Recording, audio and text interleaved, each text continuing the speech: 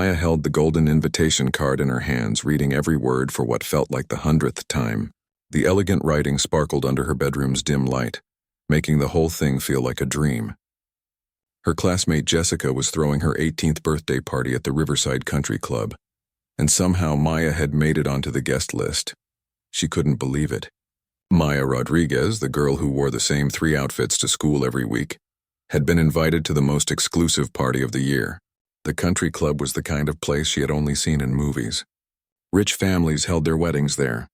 Business deals worth millions happened over dinner in their fancy dining rooms. And now she was supposed to walk through those doors like she belonged. Maya sat on her small bed in the tiny apartment she shared with her mother and younger brother. The walls were thin, and she could hear Mrs. Chen cooking dinner next door. The smell of rice and vegetables drifted through the air, mixing with the sound of her brother playing video games in the living room. This was her world. Simple, modest, but filled with love. The invitation felt heavy in her hands, not because of the expensive paper, but because of what it represented. A chance to see how the other half lived, a chance to feel special, even if it was just for one night. Maya had always been curious about her wealthy classmates. At Pine Valley Academy, she was one of only 12 students on full academic scholarships. While others talked about their summer trips to Europe or their new cars, Maya worked part-time at the local library to help her mother with bills. She walked to her small mirror and looked at herself. Her reflection showed a pretty 17-year-old with dark eyes and long black hair that she usually kept in a simple ponytail. Maya wasn't ugly, but she wasn't glamorous either. She wore clothes from discount stores, while her classmates dressed in designer outfits that cost more than her family's monthly rent. The sound of her mother's footsteps in the hallway made Maya quickly hide the invitation under her pillow. She wasn't ready to have that conversation yet. Her mother, Rosa, worked 2 jobs to keep their family afloat. She cleaned offices at night and worked at a grocery store during the day. The last thing Maya wanted was to stress her mother about buying a dress for some rich kid's party. But the invitation kept calling to her. Maya pulled it out again and traced the gold lettering with her finger. The party was this Saturday night. Formal dress required. She had exactly 4 days to figure out what to wear and how to act around people who lived in a completely different world. Maya thought about Jessica, the birthday girl. They had been lab partners in chemistry class for 3 months, and Jessica had always been nice to her. Not fake nice, but genuinely friendly. Jessica never made Maya feel different or less important because of her old backpack or worn-out shoes. Maybe that's why she got invited. Or maybe Jessica's mother had told her to invite some scholarship students to show how inclusive their family was. Either way, Maya decided she wanted to go. She had never been to a real party before. Her family celebrated birthdays with homemade cake and presents from the dollar store. There was nothing wrong with that. But Maya was curious about crystal chandeliers and fancy appetizers served by waiters in white gloves. The next morning at school, Maya watched Jessica more carefully. She noticed how confident Jessica seemed, how she moved through the hallways like she owned them. Jessica's blonde hair was always perfectly styled, and her clothes looked like they came straight from fashion magazines. But what struck Maya most was how Jessica treated everyone the same way. She was just as friendly to the janitor as she was to the principal's son. During lunch, Maya finally gathered the courage to approach Jessica's table. Her heart pounded as she walked across the cafeteria, past tables full of designer handbags and expensive smartphones. Jessica looked up and smiled when she saw Maya coming. "Maya, I was hoping you got my invitation. Are you coming to my party?" Jessica asked, her voice full of genuine excitement. Yes, I think so," Maya stammered. "Thank you for inviting me. Of course. It's going to be amazing. My parents rented the entire ballroom at the country club. There's going to be a live band, professional photographers, and the most incredible food you've ever tasted." Maya nodded and smiled, but inside her stomach was doing flips. A live band? Professional photographers? What had she gotten herself into? That afternoon, Maya walked home slowly, thinking about everything Jessica had said. The party sounded like something from a fairy tale, and Maya felt like Cinderella without a fairy godmother. She didn't have a beautiful dress, glass slippers, or a magic carriage. She had a bus pass and whatever she could find at the local thrift store. When she got home, her mother was already getting ready for her night shift. Rosa looked tired, but she always made time to ask about Maya's day. They sat at their small kitchen table and Maya decided to tell her about the invitation. Rosa listened carefully as Maya explained about the party and her worries about fitting in. Her mother's expression was thoughtful, and Maya could see her calculating numbers in her head the way she always did when money was involved. "Mija," Rosa said softly, "this sounds like a wonderful opportunity. But you know we don't have money for an expensive dress." "I know. Mama. I was thinking maybe I could find something nice at the thrift store on 2nd Street. Mrs. Patterson said they get designer clothes sometimes." Rosa smiled at her daughter's practical thinking. Maya had always been mature for her age, understanding their financial situation without complaining. But Rosa also saw the hope in Maya's eyes and remembered what it felt like to be 17 and want to fit in. "Let's go look this weekend," Rosa said, "and maybe I can alter something to make it fit better. I still remember how to sew from when I worked at the dress factory." Maya felt a wave of relief and gratitude wash over her. Her mother always found a way to make things work, even when it seemed impossible. They might not have much money, but they had each other, and that was worth more than any designer dress. The rest of the week passed in a blur of excitement and nervousness. Maya found herself paying closer attention to how her wealthy classmates talked and acted. She practiced walking in her mother's old high heels and watched YouTube videos about formal dinner etiquette. She wanted to be prepared for anything. On Friday after school, Maya and her mother took the bus to the thrift store. They spent 2 hours going through racks of dresses, looking for something that could work for a country club party. Finally, in the back corner, Maya found a navy blue dress that looked like it had barely been worn. It was 2 sizes too big, but the fabric was beautiful and the style was elegant. "It's perfect," Rosa said, examining the dress carefully. "I can take it in at the waist and hem it to the right length. He'll look beautiful, Mija." Maya looked at herself in the store's cracked mirror and tried to imagine herself at the party. She still felt nervous, but now she also felt excited. This was her chance to step into a different world, even if it was just for one night. She had no idea that this decision would change everything, or that she would meet someone who would challenge everything she thought she knew about wealth and friendship. As they walked home with the dress in a shopping bag, Maya felt like she was carrying more than just fabric and thread. She was carrying hope, curiosity, and the courage to step outside her comfort zone. Little did she know that in just 24 hours, her simple request to a quiet young man would create a moment that everyone at the party would remember forever. Maya stepped out of the taxi and stared up at the Riverside Country Club. The building looked like a palace from a movie, with tall white columns and golden lights that made everything glow. Fancy cars lined the circular driveway. Mercedes, BMWs, and vehicles she couldn't even identify. Her stomach churned as she watched other guests stepping out of their cars. Looking perfectly comfortable in this world of luxury, the dress her mother had altered fit much better now, but Maya still felt like she was wearing a costume. She had spent an hour getting ready, carefully applying the makeup her mother had borrowed from their neighbor, and styling her hair into an elegant bun she had learned from a YouTube tutorial. Looking in the mirror at home, she had felt confident. Now, watching girls her age emerge from expensive cars and dresses that probably cost more than her family's monthly rent, Maya felt completely out of place. She took a deep breath and walked toward the entrance. The doorman, dressed in a crisp uniform, smiled politely and opened the heavy glass door for her. Maya mumbled a thank you and stepped inside, immediately feeling overwhelmed by the grandeur surrounding her. The lobby was more beautiful than any place Maya had ever seen. Crystal chandeliers hung from the ceiling, casting rainbow patterns on the marble floors.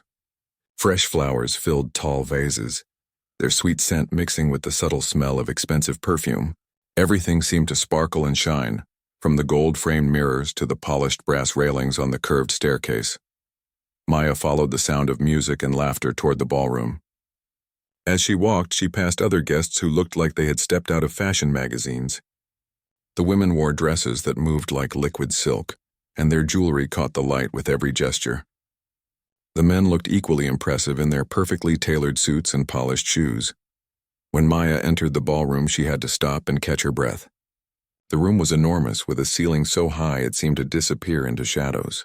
Hundreds of tiny lights twinkled like stars, and the walls were decorated with elegant gold and white designs. Round tables covered in crisp white linen surrounded a polished dance floor, where a live band was setting up their instruments on a small stage. Jessica spotted Maya almost immediately and rushed over, looking stunning in a flowing pink dress that probably cost more than Maya's family made in 3 months. But her smile was genuine and warm, just like always.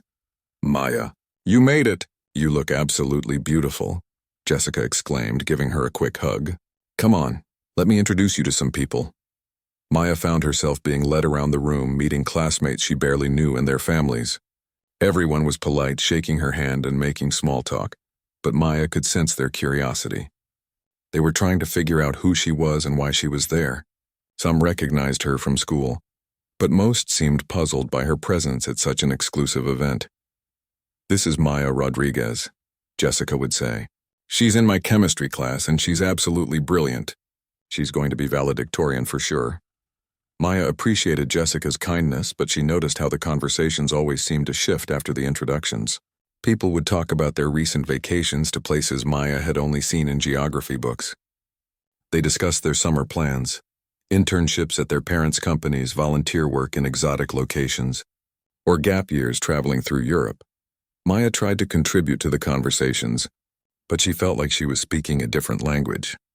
When someone mentioned their family's yacht, Maya had no reference point. When they talked about their horses or their ski trips to Colorado, she could only smile and nod. Her summer plans involved working extra hours at the library and maybe visiting her grandmother in the next town over. As the evening progressed, Maya found herself gravitating toward the edges of the room.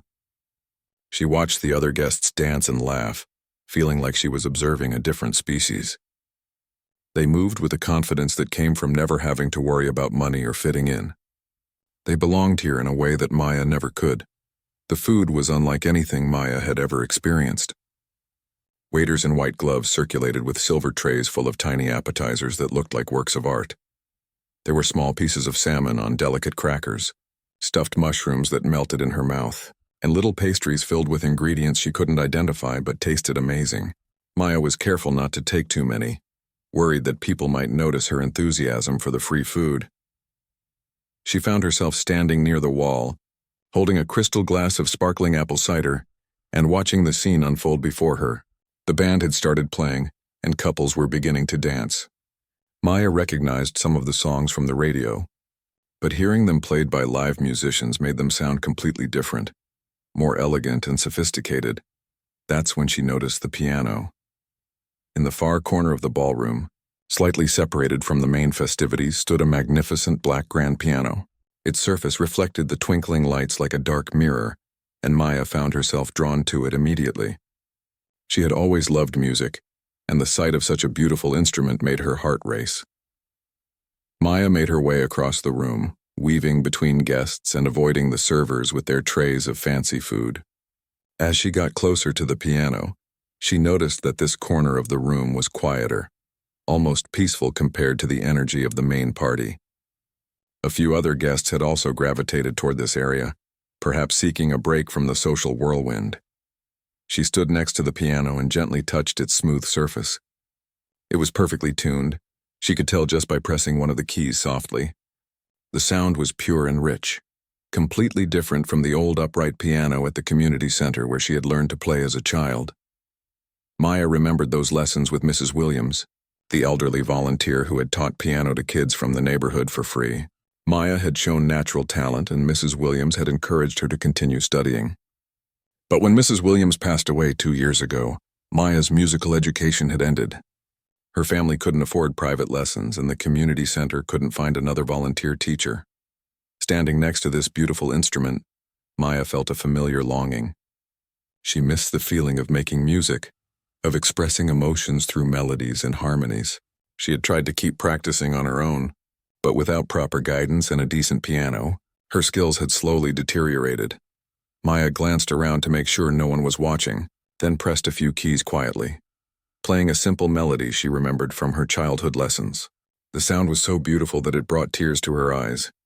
This piano was probably worth more than her family's entire apartment, and here it sat, unused and ignored while everyone focused on dancing and socializing. She was so absorbed in the music that she didn't notice someone else approaching the piano area. Maya was lost in her memories of Mrs. Williams and the joy she used to feel when playing music. She thought about how different her life Might have been if she had been born into a family that could afford to nurture her musical talents.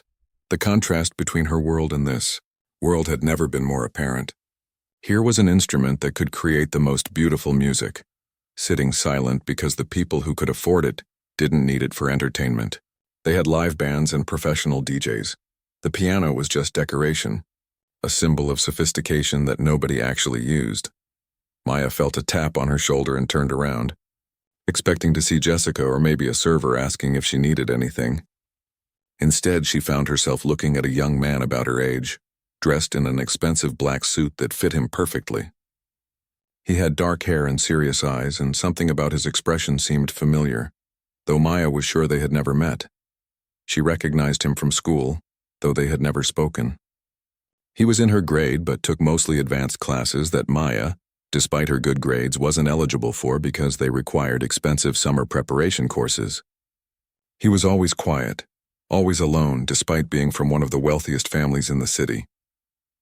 Maya's heart started racing, not because she found him attractive, though he was undeniably handsome, but because she was terrified of being caught touching something she probably wasn't supposed to touch. She quickly pulled her hands away from the piano keys and stepped back, preparing to apologize for bothering the expensive instrument. But before she could say anything, the young man smiled slightly and nodded toward the piano. Maya realized that he had been watching her play those few quiet notes, and instead of looking annoyed or suspicious, he seemed interested. This quiet observation would lead to a conversation that would surprise them both and create a moment that everyone at the party would remember, long after the decorations were taken down and the chandeliers were dimmed. Daniel Chen adjusted his tie for the third time in 10 minutes and forced another smile as Mr. Harrison continued talking about quarterly profit margins. At 22, Daniel was the youngest CEO in his city's history, having inherited his family's technology empire when his father passed away 3 years ago. While other young people his age were worried about college exams and weekend plans, Daniel carried the weight of a billion-dollar company and thousands of employees on his shoulders. The country club party felt suffocating. Daniel had only come because his assistant had insisted it would be good for public relations. The Chen family had been members of Riverside Country Club for 2 decades, and people expected him to show up at major social events. But standing in this ballroom full of people who only saw dollar signs when they looked at him, Daniel felt more alone than ever. He watched his former classmates from Pine Valley Academy laughing and dancing, most of them now in college or taking gap years funded by their parents' wealth. They seemed so carefree, so normal. Daniel envied their ability to simply enjoy a party without worrying about business deals or stock prices, or the hundreds of decisions that crossed his desk every day. Since taking over Chen Technologies, Daniel's life had become a carefully scheduled series of meetings, conferences, and social obligations. He woke up at 5 every morning to review financial reports before his first meeting at 7. His days were packed with decisions about product development, international expansion, and personnel management. By the time he got home to his empty penthouse apartment, he was too exhausted to do anything but review more documents and prepare for the next day. The irony wasn't lost on him. Daniel had more money than he could spend in several lifetimes, but he had no time to enjoy any of it. His garage was full of expensive cars he rarely drove. His closet contained designer clothes he wore only to business functions. His apartment had a state-of-the-art entertainment system he never used because he was always working. What Daniel missed most was music. Before his father's death, Daniel had been a passionate pianist. He had started lessons at age 4 and had shown remarkable talent. His teacher had talked about competitions and maybe even a career in music. Daniel had dreamed of studying at a prestigious music conservatory, of spending his days creating beautiful sounds instead of analyzing profit and loss statements. But when the unexpected heart attack took his father at age 58, Daniel's dreams of musical studies disappeared overnight. His mother, overwhelmed by grief and the sudden responsibility of the family business, had begged Daniel to postpone college and step in as CEO. It was supposed to be temporary, just until they could find someone else to run the company. That was 3 years ago. Now standing in this ballroom surrounded by the sounds of laughter and conversation, Daniel felt like a stranger in his own life. He had learned to speak the language of business, to make tough decisions, and to project confidence even when he felt lost. But he had forgotten how to be a regular 22-year-old. The other party guests treated him with a mixture of respect and calculation. Parents introduced their daughters to him with obvious intentions. Business associates cornered him to discuss potential partnerships. Even his former classmates seemed different around him now, either intimidated by his wealth or eager to reconnect for their own benefit. Daniel excused himself from Mr. Harrison's monologue about market trends and walked toward the edge of the ballroom. He needed space to breathe, away from the crowd of people who wanted something from him. As he moved through the room, he caught fragments of conversations about spring break trips, college parties, and summer internships. Simple pleasures that felt like memories from another lifetime. He found himself drawn to the quiet corner where the grand piano sat.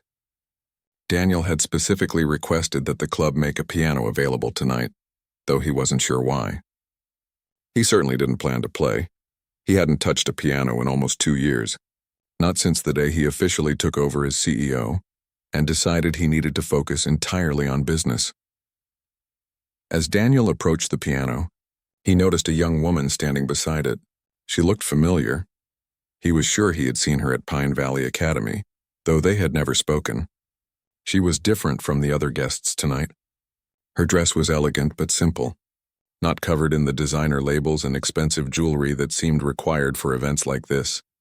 What caught Daniel's attention wasn't her appearance, though she was certainly pretty. It was the way she was looking at the piano.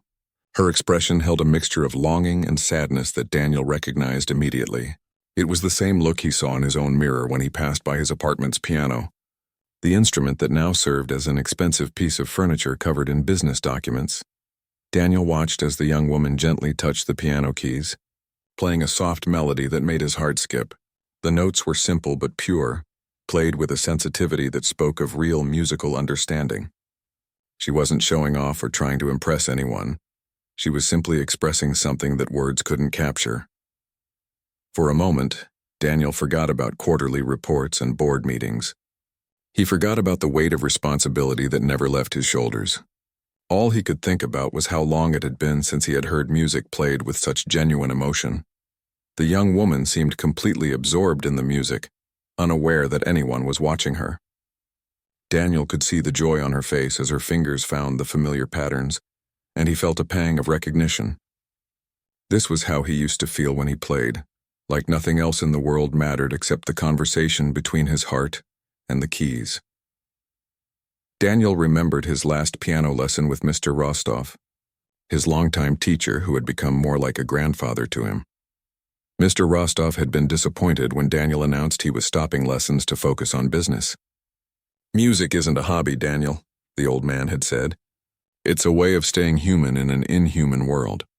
At the time, Daniel had thought his teacher was being overly dramatic. Now, watching this stranger play with such obvious love for the music, he understood what Mr. Rostov had meant. In the 3 years since he had stopped playing, Daniel had become efficient, successful, and wealthy. But somewhere along the way, he had lost touch with the part of himself that felt joy. The young woman finished her quiet melody and pulled her hands away from the keys, looking around nervously as if she was afraid someone might have noticed her playing. When her eyes met Daniel's, he saw a flash of panic, as if she thought she might be in trouble for touching the expensive instrument. Daniel recognized that feeling too. Despite owning more than most people could imagine, he often felt like he didn't belong in his own life. The difference was that he had been born into this world of privilege and expectation, while she was clearly visiting it from somewhere else entirely. For the first time in months, Daniel felt genuinely curious about another person. Who was this young woman who played piano with such feeling? What was her story?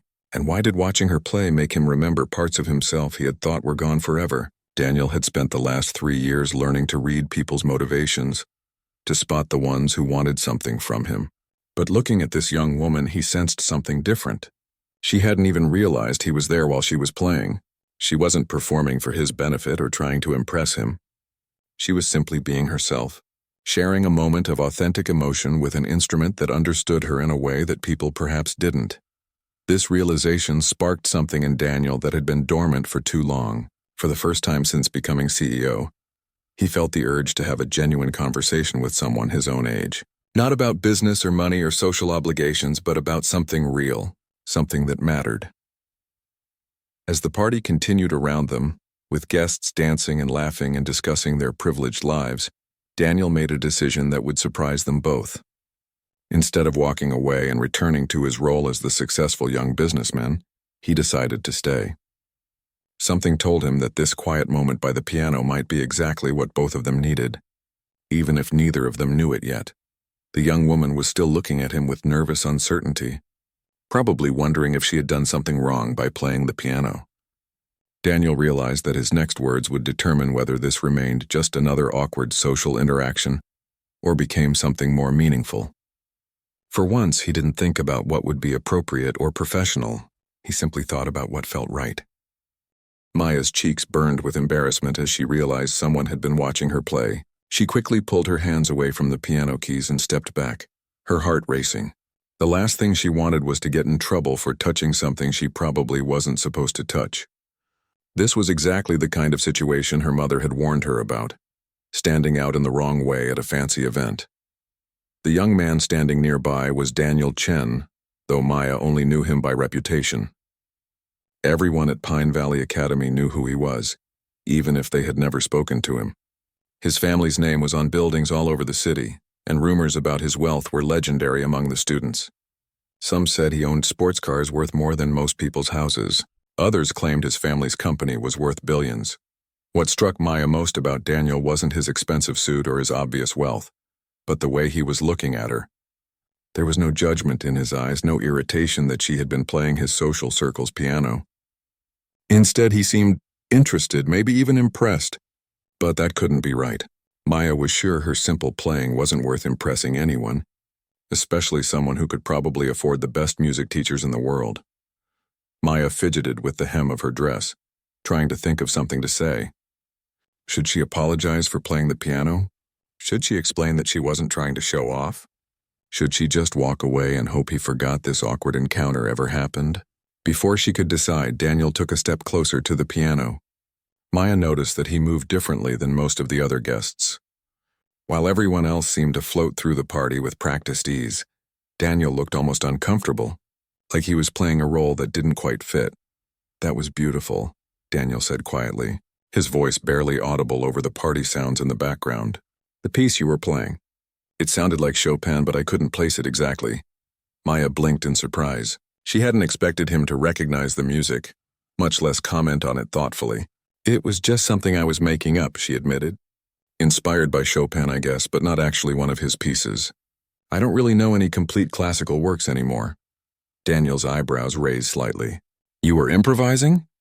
That's impressive. It takes real musical understanding to improvise in a classical style." Maya felt a flutter of pride at the compliment, but it was quickly overshadowed by self-doubt. "I wouldn't say I have real musical understanding.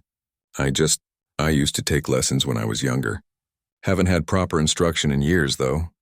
There was something in Daniel's expression that Maya couldn't quite read. It looked almost like recognition, as if he understood something about her situation that she hadn't said out loud. They stood in comfortable silence for a moment, both looking at the piano as if it held answers to questions they hadn't asked yet. Maya had spent the entire evening feeling out of place, watching other people live lives she could barely imagine. But standing here with Daniel, she felt surprisingly at ease. Maybe it was because he seemed as removed from the party as she felt, or maybe it was their shared appreciation for the beautiful instrument in front of them. "Do you play?"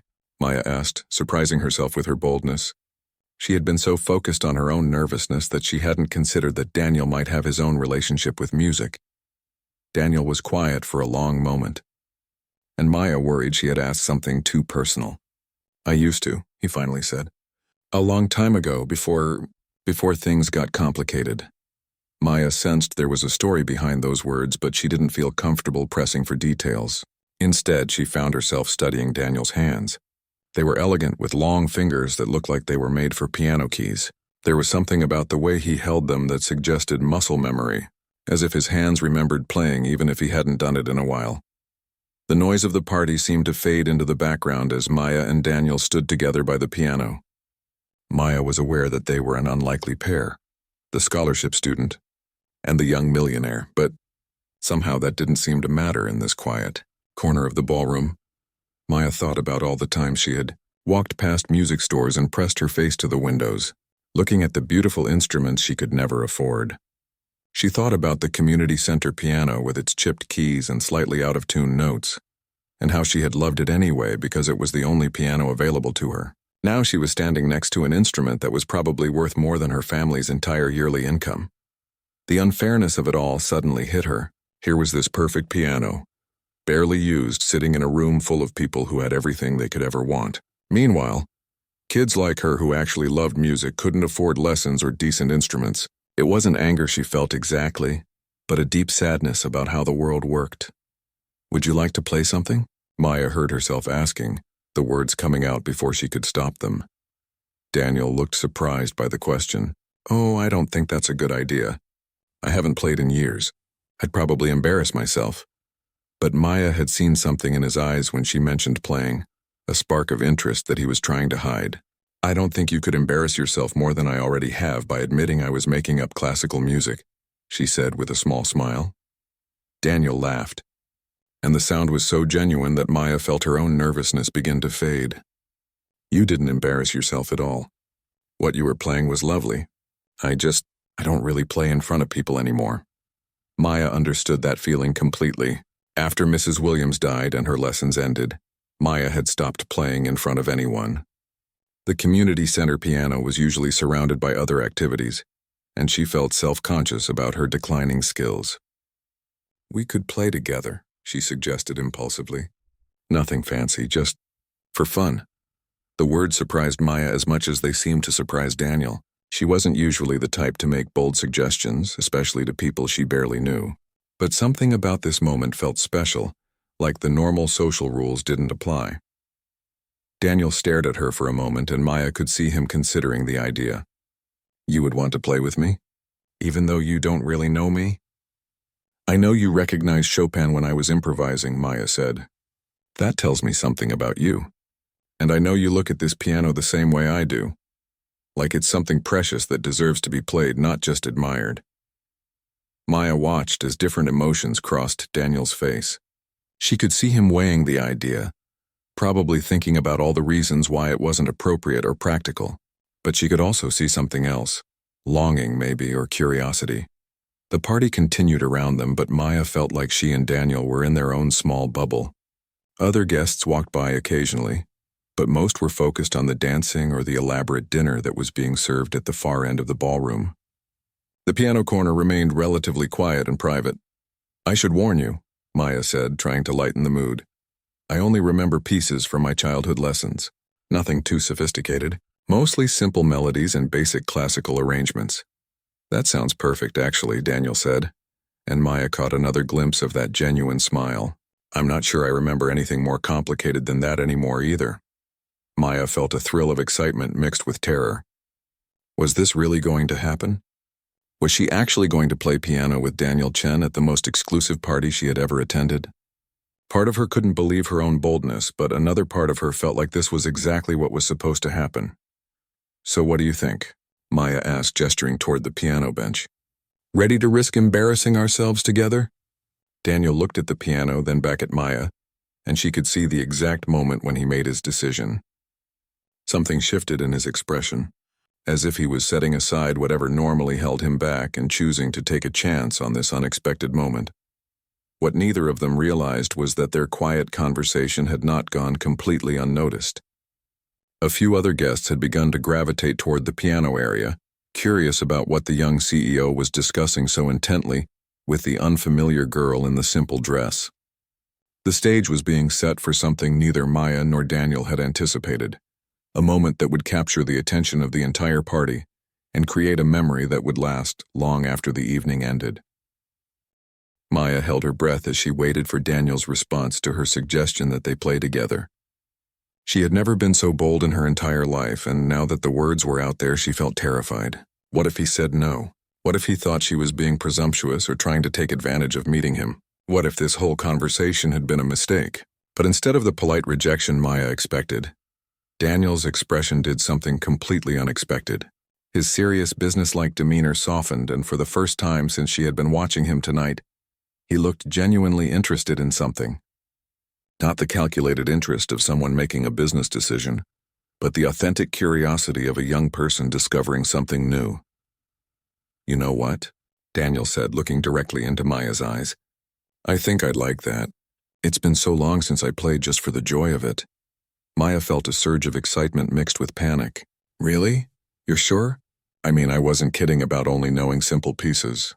I don't want to waste your time if you're expecting something impressive." Daniel shook his head, and Maya noticed that some of the tension had left his shoulders. "Trust me, simple sounds perfect right now. I spend most of my time dealing with complicated things. Maybe it's time for something uncomplicated." They moved toward the piano bench together, and Maya became acutely aware that a few other guests had started paying attention to them. She recognized some faces from school, and she could see the curiosity in their expressions. Daniel Chen didn't usually engage in long conversations at social events, and certainly not with students most people didn't recognize. "What should we play?" Maya asked as they settled onto the bench together.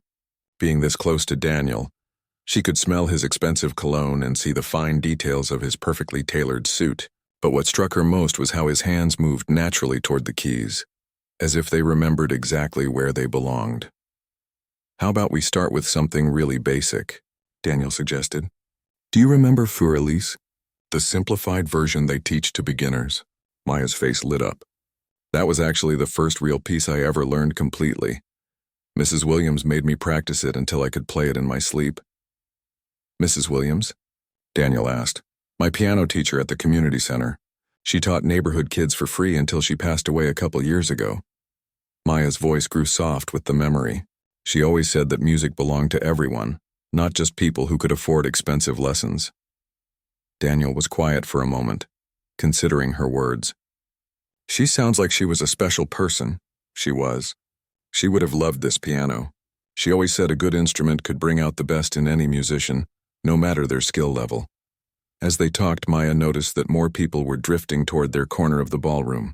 The conversation and laughter in their immediate area had grown quieter, as if people were trying to listen without being obvious about it.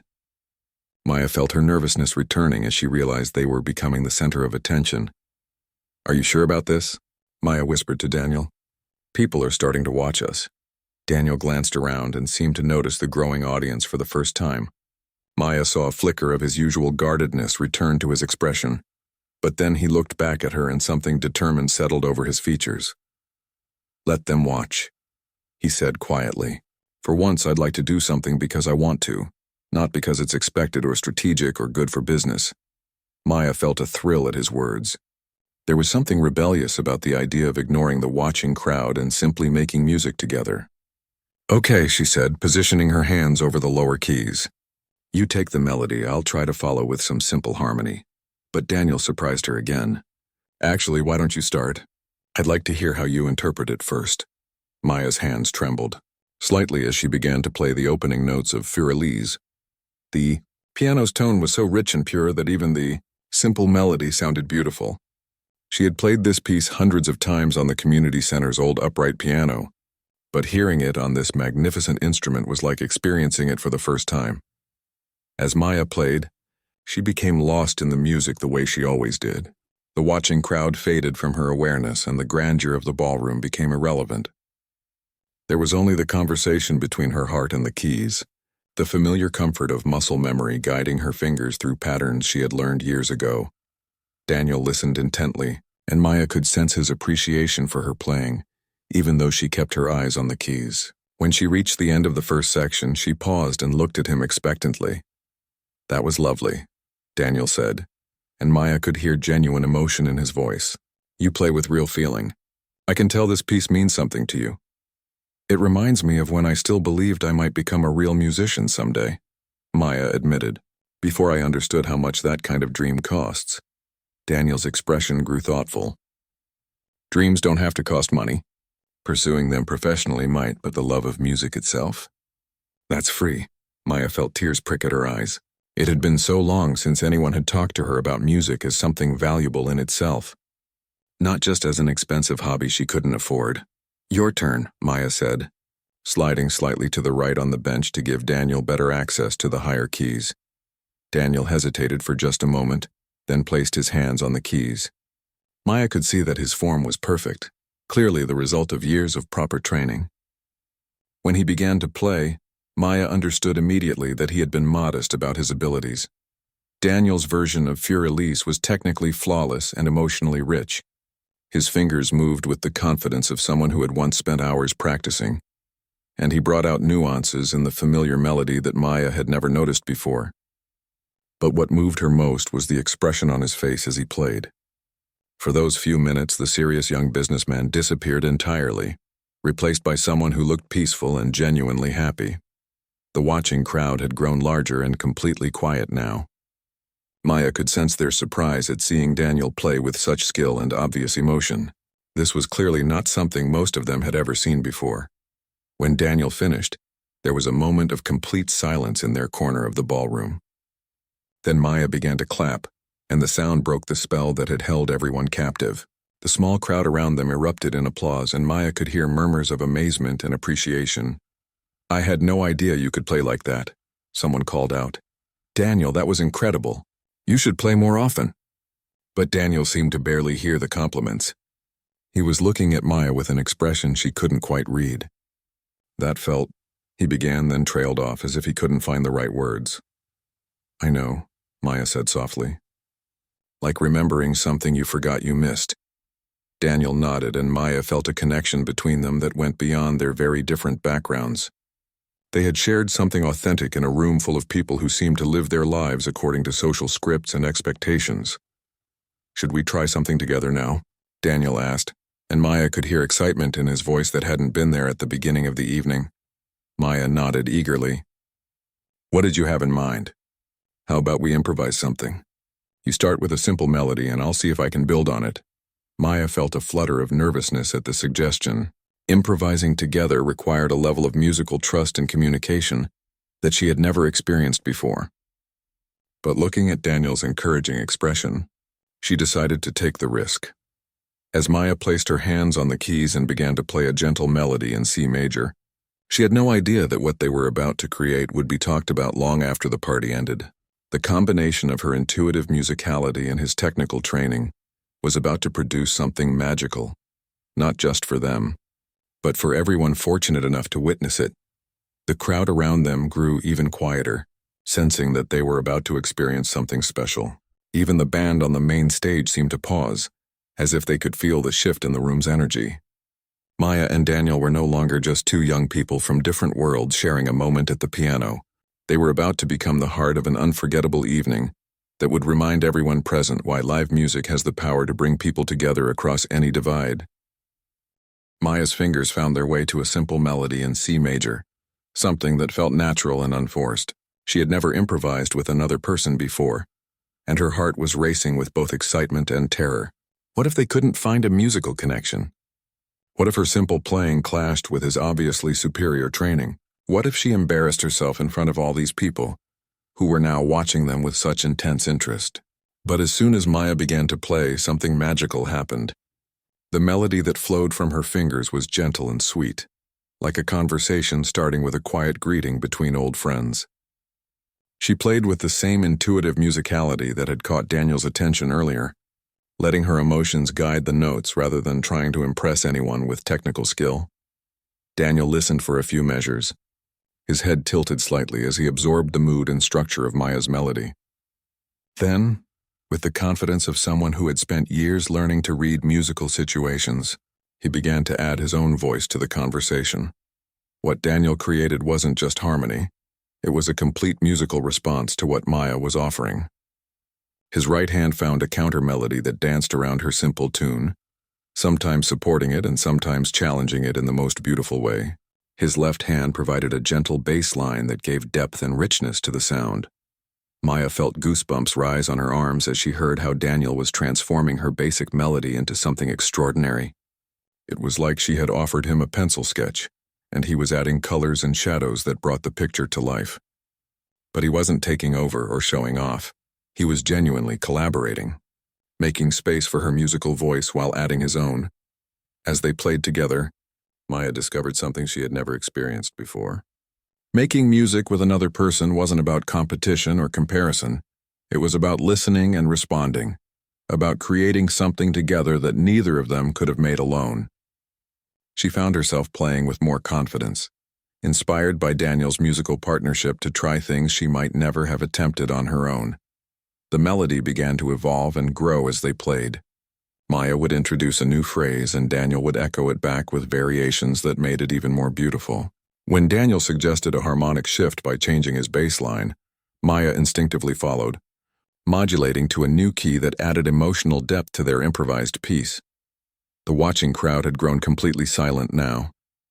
What had started as casual curiosity about why Daniel Chen was sitting at the piano with an unfamiliar girl had transformed into something much more profound. Everyone in that corner of the ballroom could sense that they were witnessing something special. Not a performance exactly, but an authentic moment of musical connection between two young people who had found a way to speak the same language despite coming from completely different worlds. Maya could see other guests, out of the corner of her eye, drawn by the music. Even people from the main dance floor had stopped dancing and were moving closer to hear what was happening by the piano. But somehow, the presence of the audience didn't make Maya nervous anymore. She was too absorbed in the musical conversation she was having with Daniel to worry about who might be listening. As their improvised piece continued to develop, Maya felt like she was discovering new things about both music and herself. Playing with Daniel was bringing out musical instincts she didn't know she possessed. His expert accompaniment was making her simple melodies sound sophisticated and meaningful, while her intuitive approach seemed to be inspiring him to play with more emotion and spontaneity than he might normally allow himself. The music they were creating together was impossible to categorize. It had elements of classical structure from Daniel's formal training, but it also had the heartfelt simplicity of Maya's community center lessons. It was elegant enough for the country club setting, but accessible enough that anyone could connect with its emotional message. Daniel's playing was revealing aspects of his personality that Maya hadn't expected. Despite his reputation as a serious young businessman, his musical choices were playful and imaginative. He would occasionally add little flourishes or unexpected harmonic turns that made Maya smile even as she played. She could sense that this musical freedom was something he had been missing, something that the pressures of running a company had forced him to set aside. For Maya, playing with someone of Daniel's skill level was like discovering that she had been painting with watercolors her whole life, and someone had just handed her a full palette of oil paints. Her melodies were taking on richness and complexity she had never imagined possible. Daniel's harmonies were teaching her things about music theory that years of formal lessons might not have revealed. The emotional content of their duet was becoming deeper and more complex as it progressed. What had started as a simple, happy melody was now expressing a full range of feelings: joy, longing, hope, and even a touch of melancholy that seemed to acknowledge the temporary nature of this magical moment. Maya realized that through their music, she and Daniel were having a conversation about their lives that they might never have been able to have with words. Her melodies spoke of dreams deferred and beauty found in simple things. His harmonies responded with understanding and offered glimpses of what it might feel like to have every material advantage but still feel emotionally isolated. The other guests seemed to understand intuitively that they were witnessing something rare. Maya could see tears in some people's eyes, and she noticed that even the most socially sophisticated adults in the room had expressions of wonder on their faces. Live music has a way of breaking through the barriers that separate people, and this impromptu duet was doing exactly that. As their piece began to build toward what felt like a natural conclusion, Maya and Daniel seemed to communicate without words about how to bring it to a close. Maya's melody began to return to the gentle simplicity with which it had started, while Daniel's accompaniment grew softer and more supportive. They were creating a musical conversation about coming full circle, about ending where they had begun, but with a deeper understanding of what they had discovered together. The final notes of their improvised duet hung in the air like a question that didn't need an answer. Maya and Daniel sat in silence for a moment, both seeming to realize that something significant had just happened. They had started as strangers from different worlds, but through music they had found a connection that transcended social and economic barriers. Then the applause began.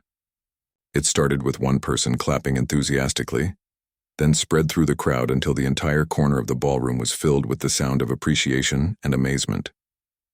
But Maya barely heard it. She was looking at Daniel, seeing in his expression the same mixture of joy, surprise, and gratitude that she was feeling herself. They had just shared something beautiful and authentic in a world that often felt artificial and calculating. And somehow, Maya knew that neither of them would ever be quite the same again. The applause continued for what felt like several minutes, but Maya and Daniel remained seated at the piano, both seeming reluctant to break the spell of what they had just shared. Maya's hands were still resting on the keys, and she could feel the lingering vibrations of their final notes through her fingertips. She had never experienced anything like this before. The feeling of creating something beautiful with another person, something that existed for just those few moments and would never be exactly the same again. When the applause finally began to fade, people started approaching them with compliments and questions. Maya heard fragments of amazed conversations around her. "I had no idea Daniel could play like that. And who is that girl? She's incredibly talented. And that was the most beautiful thing I've ever heard at one of these parties."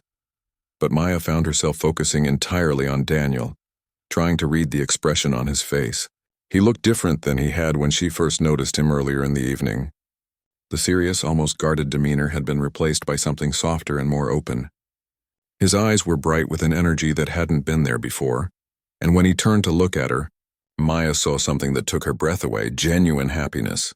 "That was, Daniel began, then stopped, shaking his head as if words weren't adequate for what he was feeling. "I know," Maya said softly. "I've never felt anything like that before." They sat together in comfortable silence for a moment while the crowd around them gradually returned to the main party. Some people lingered, clearly hoping to talk to them, but Daniel seemed to create an invisible barrier that discouraged interruption. Maya was grateful for this, because she wasn't ready to return to normal conversation yet. She was still processing what had just happened. "Maya," Daniel said suddenly, and she realized it was the first time he had used her name. Somehow he had learned it during the evening, probably from Jessica's introductions. "I have to tell you something. I haven't played piano in almost 2 years. Maya looked at him in surprise. 2 years? But you played you were incredible. You didn't seem rusty at all." Daniel's expression grew more serious. "The last time I touched a piano was the day I officially became CEO of Chen Technologies. I decided that morning that I needed to focus completely on business, that music was a distraction I couldn't afford." He paused, looking down at his hands. "I haven't allowed myself to even think about music since then." Maya felt a pang of sadness at his words. "That must have been so hard. I could tell when you were playing that it's a huge part of who you are." "It used to be," Daniel said quietly, "before my father died and everything changed. I was actually planning to study music in college. I had been accepted to several conservatories, and my teacher thought I had real potential for a professional career." Maya stared at him, trying to imagine the young man beside her as a full-time music student instead of a billionaire CEO. "What happened to those plans?"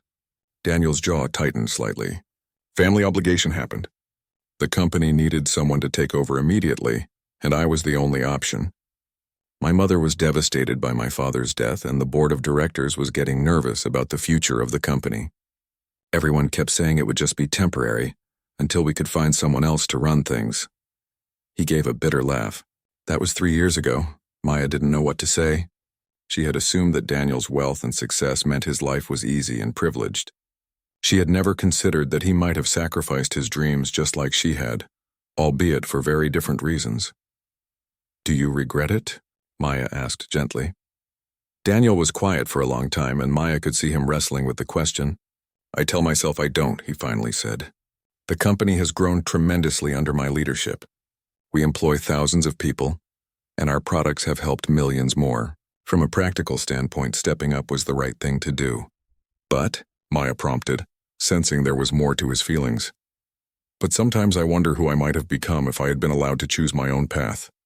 Daniel admitted. "Tonight, playing with you, I remembered what it felt like to love something just for itself. Not because it was profitable or strategic or good for shareholders." Maya felt tears prick at her eyes. She had never expected to have such a deep conversation with someone she had just met, especially someone from such a different background.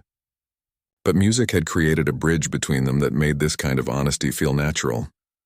"I understand more than you might think," Maya said. "I gave up music too, just for different reasons. When Mrs. Williams died, I couldn't afford to continue lessons anywhere else. My mother works 2 jobs just to keep us afloat, and piano lessons felt like an impossible luxury. Daniel turned to look at her more directly. You stopped playing because of money, and I stopped playing because of money. Just from opposite directions. Maya nodded, struck by the irony. It's funny, isn't it? You have more money than most people could spend in a lifetime. And I worry about whether we can afford groceries some weeks. But we both ended up in the same place, cut off from something we loved. What do you miss most about it? Daniel asked. Maya thought for a moment. The feeling that I was good at something. That I had a talent that might actually matter someday. And the way music could express things that I didn't have words for. She paused. What about you? The silence, Daniel said immediately. I know that sounds strange, but when I was playing piano, my mind would get completely quiet. All the pressure and responsibility and constant decision-making would just stop. For however long I was playing, I could just be present with the music. Maya understood exactly what he meant. That's what I felt tonight when we were playing together. Like everything else disappeared except the conversation we were having through the music. Daniel smiled, and Maya noticed that it was the first completely unguarded smile she had seen from him all evening. It was a conversation, wasn't it? I felt like we were telling each other things that we might never have been able to say with words. And now? Maya asked. What happens now? Do you go back to being a CEO who doesn't play piano, and I go back to being a student who can't afford lessons? Daniel was quiet for several minutes, and Maya could see him thinking carefully about her question. Around them, the party continued, but they remained in their own small bubble of honesty and connection. I don't know, Daniel said finally. 3 hours ago, I would have said yes. That would have been the practical answer. But tonight changed something for me. Playing with you reminded me that some things are more important than being practical. Maya felt a surge of hope mixed with uncertainty. What kind of things? Things like remembering who you are underneath all the roles you play. Things like finding people who understand you in ways you didn't know you needed to be understood.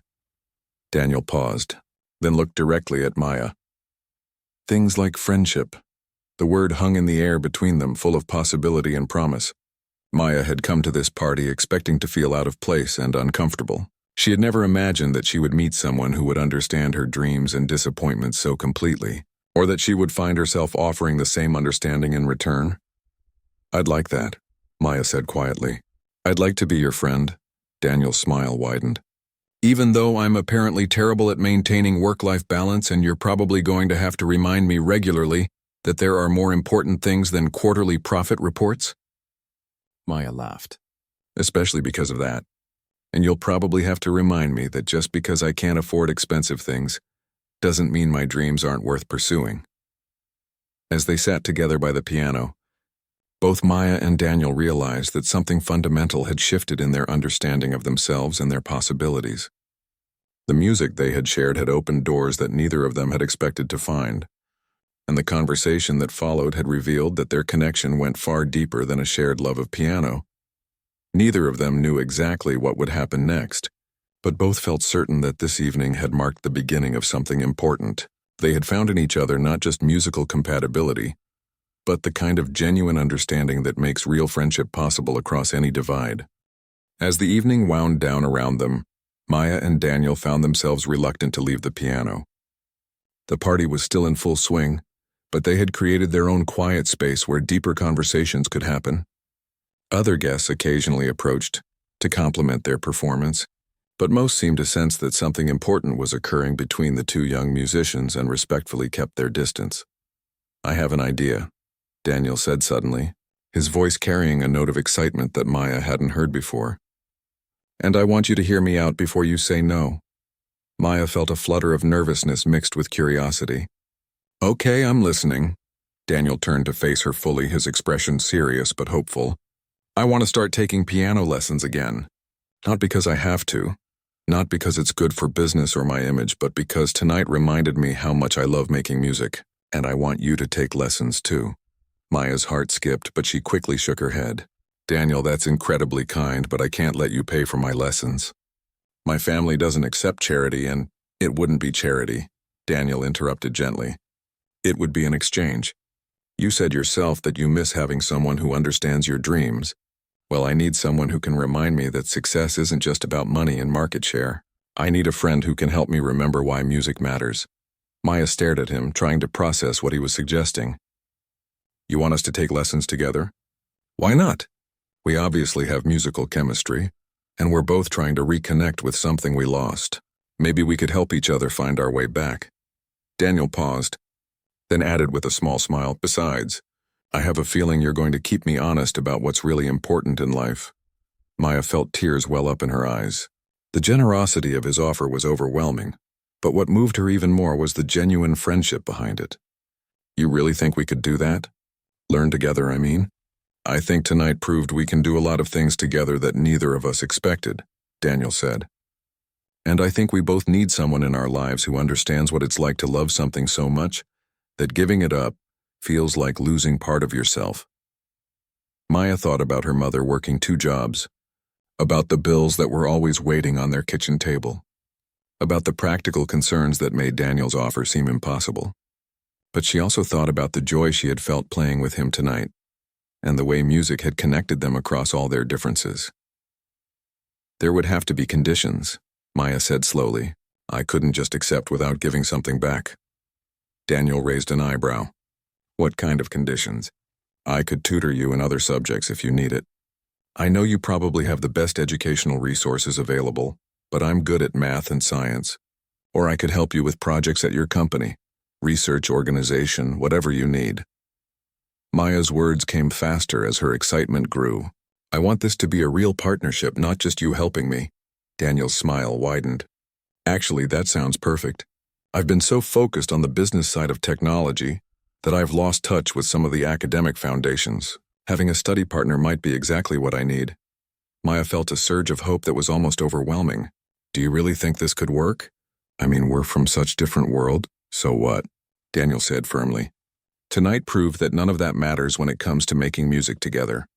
And if we can create something beautiful at a piano, I think we can figure out how to build a friendship that works for both of us.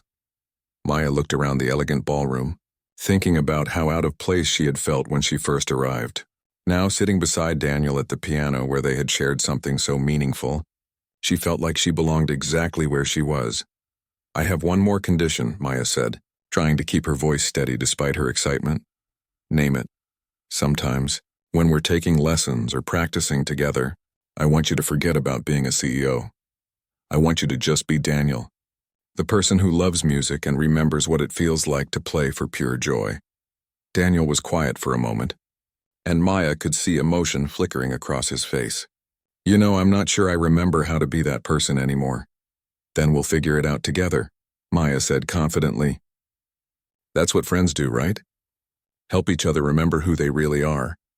Daniel extended his hand to Maya, and she shook it solemnly, both of them understanding that they were making a commitment that went far beyond piano lessons. Partners? Daniel asked. Partners, Maya agreed. As they sat together making plans for their musical future, neither Maya nor Daniel noticed that Jessica had been watching them from across the room with a knowing smile. She had invited Maya to the party on impulse, sensing that her brilliant classmate deserved to experience something beyond her usual world of academic pressure and financial stress. But she had never imagined that her simple invitation would lead to such a profound connection. Other guests began to notice the change in Daniel's demeanor as the evening continued. For the first time in years, he looked genuinely relaxed and happy. He laughed more easily, engaged in conversations that weren't about business, and seemed to have rediscovered some essential part of himself that had been missing. Maya, too, carried herself differently for the rest of the party. The nervousness and self-consciousness that had marked her earlier interactions were replaced by quiet confidence. She had found her place in this unfamiliar world not by pretending to be someone she wasn't, but by being authentically herself and discovering that authenticity was valued more than she had expected. As the party began to wind down, Maya and Daniel exchanged contact information and made concrete plans for their first lesson together.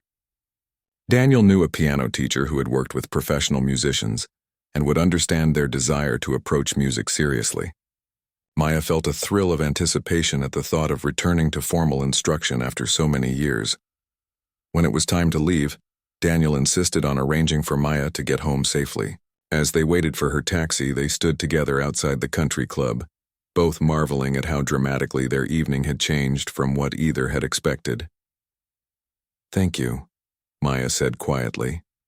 "For playing with me, for listening to me, for all of it." "Thank you for asking me to play," Daniel replied. "I didn't realize how much I needed someone to remind me that taking risks can lead to beautiful things." As Maya's taxi pulled up, she felt a moment of panic that this magical evening might turn out to be just a one-time experience, a beautiful memory that wouldn't translate into real friendship. But when Daniel smiled and said, "I'll call you tomorrow so we can start looking at lesson schedules," she knew that this was just the beginning. The taxi ride home gave Maya time to reflect on everything that had happened. She thought about the simple request that had started it all, asking a stranger if he would play piano with her. That moment of courage had led to discoveries about music, friendship, and herself that she never could have anticipated. When Maya finally arrived at her small apartment, her mother was waiting up despite her exhaustion from working double shifts. Rosa took one look at her daughter's glowing face and knew that something extraordinary had happened. "How was the party, Mija?" Rosa asked. Maya sat down beside her mother and began to tell the story of her evening, from her initial nervousness to the magical duet to the friendship that had emerged from shared music and honest conversation. As she talked, Maya realized that this party had given her something more valuable than a glimpse into a wealthy lifestyle. It had given her a reminder that dreams don't have to end just because circumstances make them difficult to pursue.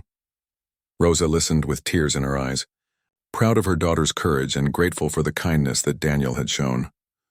"This young man sounds very special," she said. "He is," Maya agreed. "And the best part is, I think we're going to help each other become the people we're supposed to be." Over the following weeks and months, Maya and Daniel's friendship deepened as they renewed their commitment to music together. Their weekly lessons became the highlight of both their schedules, providing Daniel with the creative outlet he had been missing and giving Maya the technical instruction she needed to develop her natural talent. But their connection extended far beyond music. Maya's perspective on life helped Daniel remember the importance of staying grounded and connected to people, rather than just profit margins. Her questions about his business decisions often revealed assumptions he hadn't examined, leading to more ethical and thoughtful leadership choices.